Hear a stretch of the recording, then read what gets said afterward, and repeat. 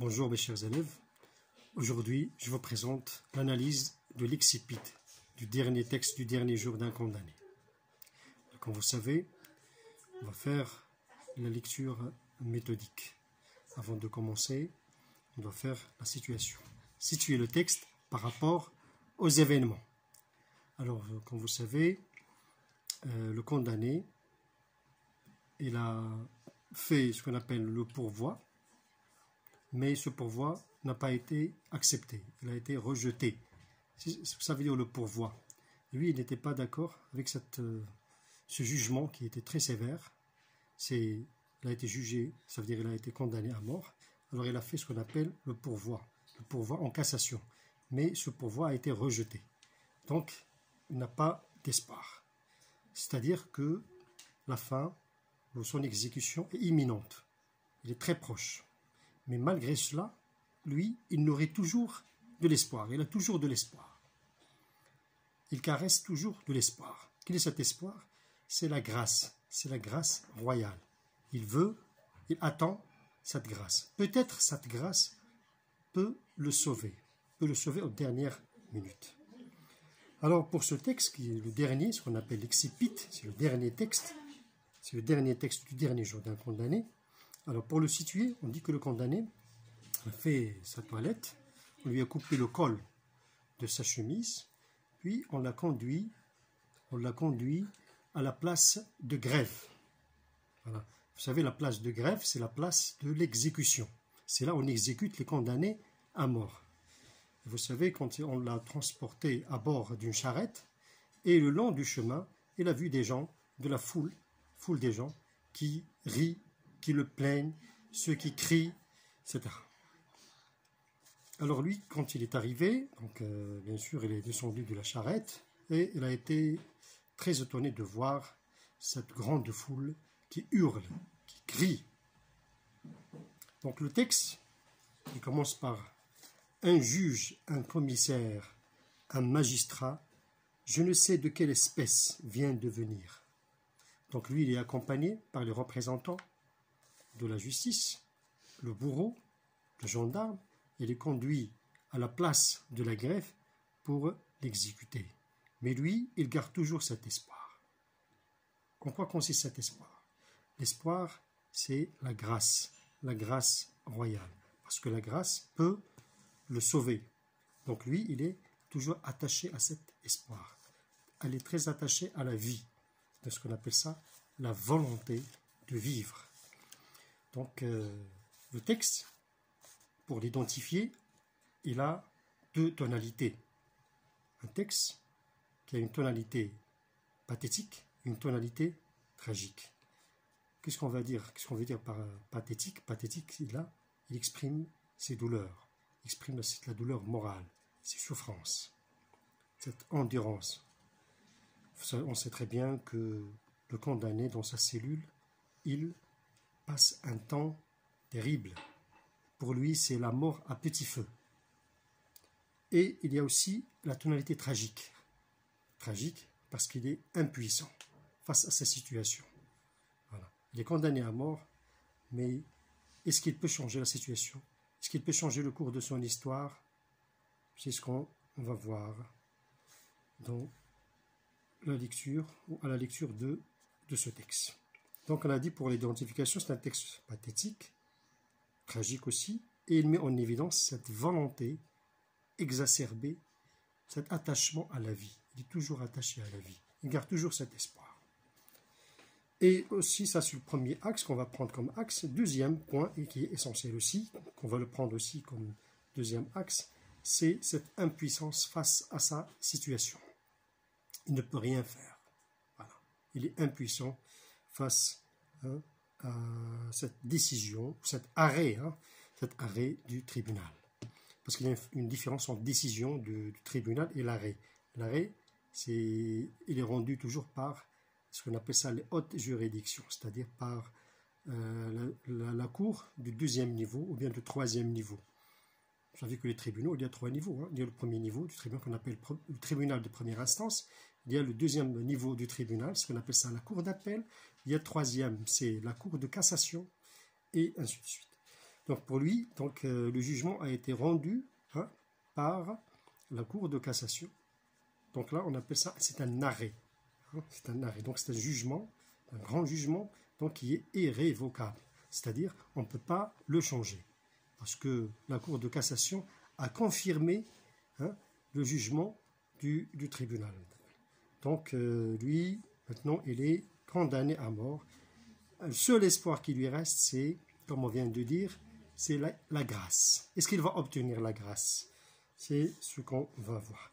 Alors pour les axes de lecture, le premier axe qu'on va prendre, c'est la volonté de vivre. Pardon. On remarque dans ce texte, il y a plusieurs phrases, plusieurs exclamations, plusieurs interrogations qui montrent, qui met en évidence cet attachement fervent à la vie. Il veut vivre. Surtout, il est encore jeune. Voilà, regardez. Alors, qu'est-ce qu'il dit? Je lui ai demandé ma grâce en joignant les deux mains et en me traînant sur les deux genoux. Alors, lui, il demande la grâce. Il implore la grâce. Implorer ici, ça veut dire demander avec insistance. Parce que lui, il sait très bien que c'est la grâce qui peut le sauver. Donc, c'est pourquoi il dit, il implore. Il joigne les mains. Il joigne les mains pour implorer la grâce royale. Les deux mains, en me traînant sur les deux genoux, il m'a répondu en souriant fatalement. Donc voilà le magistrat, c'est-à-dire le juge, un sourire fatal. Ça veut dire fatal. Fatal, on dit un coup. Fatal, c'est-à-dire un coup qui fait mourir, qui tue. Donc lui, c'est un sourire, c'est comme qui le tue. C'est comme s'il lui disait, je ne peux rien faire pour toi. Ouais, je ne peux rien faire pour vous. Vous êtes condamné à mort, je ne peux rien faire. Voilà. C'est ce qu'il dit, c'est un sourire fatal. Il m'a répondu en souriant fatalement, c'est là ce que j'avais à lui dire. Ma grâce, ai-je répété, par pitié. 5 minutes encore. Il a encore 5 minutes. Vous voyez, 5 minutes d'espoir. Il a encore de l'espoir. 5 minutes. Encore 5 minutes. Qui sait? Il viendra peut-être. Elle viendra peut-être, c'est-à-dire la grâce. Peut-être il va venir à la dernière minute. Donc c'est ça ce qu'on appelle l'attachement, un attachement fervent à la vie. Autre chose aussi, donc il dit, il se défend de mordre quoi? Ce qui montre son désespoir. Là dans le texte, là vers la fin, qu'est-ce qu'il dit? Et par pitié, 1 minute pour attendre ma grâce, où je me défends, je mords. Mort, c'est le verbe mordre. D'accord? Il veut mordre quiconque, toute personne qui met, s'il vous plaît, qui accentue son désespoir. Donc lui, qu'est-ce que ça montre ici? Qu'il est très attaché à la vie, très attaché à l'espoir. Et cet attachement aussi, il est mis en valeur par aussi les termes péjoratifs, ça veut dire qui dévalorisent les représentants de la justice, comme dans la phrase ici, dans le 1, 2, 3, si on peut dire ici, 3e paragraphe, cet exécrable bourreau, il s'est approché du juge pour lui dire que l'exécution devait être faite à une certaine heure. Donc il dit, c'est exécrable, ça veut dire exécrable ici, c'est détestable bourreau. Parce que le bourreau, c'est lui qui exécute les arrêts de la justice. Voilà, donc vous avez ici que le mot grâce est répété plusieurs fois aussi. Il y a des interrogations, il y a des exclamations qui mettent en valeur cet attachement, cette envie, cette volonté exacerbée de vivre. D'autant plus qu'il est encore jeune. Et il a lui-même dit, des grâces qui arrivent au dernier moment, on l'a vu souvent, et à qui fera-t-on grâce? Si ce n'est à moi, ça veut dire moi qui mérite la grâce, plus que quiconque, parce que je suis encore jeune.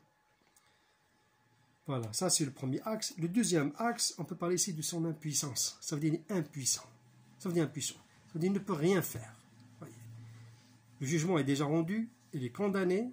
Maintenant, on l'a emmené à la place de grève. Il y a déjà les gendarmes, il y a le prêtre, il a les mains ligotées. Et qu'est-ce qu'il attend? Il attend seulement, il est maintenant sur l'échafaud. qu'est-ce qu'il attend? Voilà. Alors là, il se rappelle sa jeunesse, hein, comme on a dit, hein, je suis encore jeune. Mais dans le texte aussi, ce qui intensifie cette atmosphère lugubre, cette atmosphère triste, c'est aussi la pluie, hein, la tombée de la pluie qui tombe. Ça veut dire c'est comme s'il ajoutait encore au malheur du condamné. Qu'est-ce qu'il dit? Un juge et le bourreau sont sortis, je suis seul avec 2 gendarmes. Voilà. Donc là, c'est-à-dire il est avec 2 gendarmes, donc représentant de l'autorité. Donc lui, il ne peut rien faire, hein, à côté d'eux. Oh, l'horrible peuple avec ses cris d'hyène. Regardez. Donc il y a une foule de gens, c'est ce qu'on appelle les spectateurs. Alors là, si on compare à des hyènes, ce sont des animaux sauvages. C'est comme s'ils sont avides de sang, avides, hein, ils veulent voir une personne qui va être condamnée à mort, qui va être guillotinée. Alors là, c'est ce qu'on appelle ça, c'est le sadisme, c'est-à-dire on se sent heureux de voir les autres souffrir, c'est-à-dire on tire du plaisir à voir quelqu'un souffrir, ce qu'on appelle ça le sadisme. Donc là, la foule là est considérée comme une foule sadique, c'est-à-dire des spectateurs qui sont venus pour voir ce spectacle tragique. Si je ne serais pas sauvé, si ma grâce, j'avais ici 3 points d'exclamation, ça veut dire comme s'il ne pouvait même pas terminer sa phrase. C'est ce qui montre cette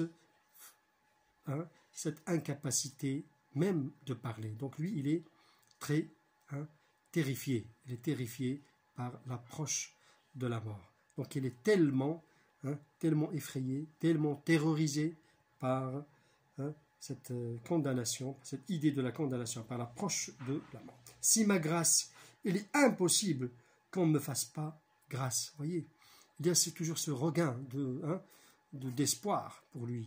C'est comme si cette étincelle, si vous voulez, d'espoir qui jaillit, et qui peut lui redonner un petit peu cette vie.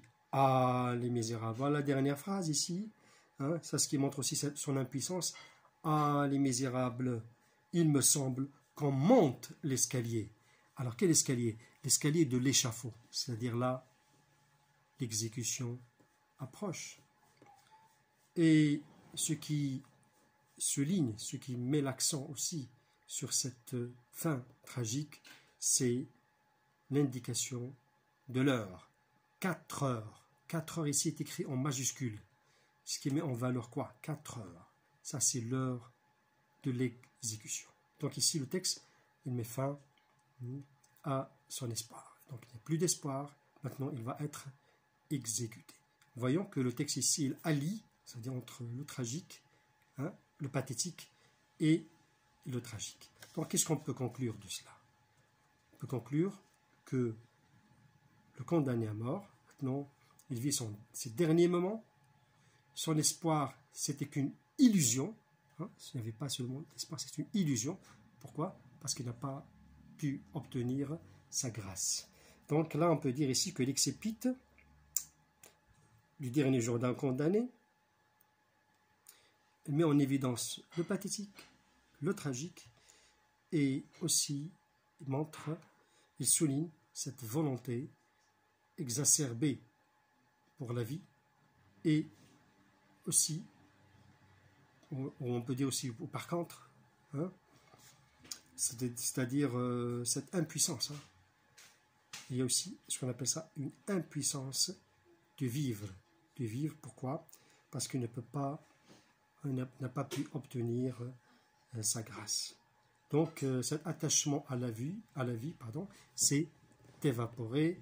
Donc cet espoir ne s'est pas réalisé. Donc le texte ici, il provoque quoi? Il provoque l'empathie, et il provoque aussi ce qu'on appelle la pitié chez le lecteur. Voilà. Donc c'est une fin tragique. Sur ces mots tragiques que je vous dis au revoir et je vous remercie.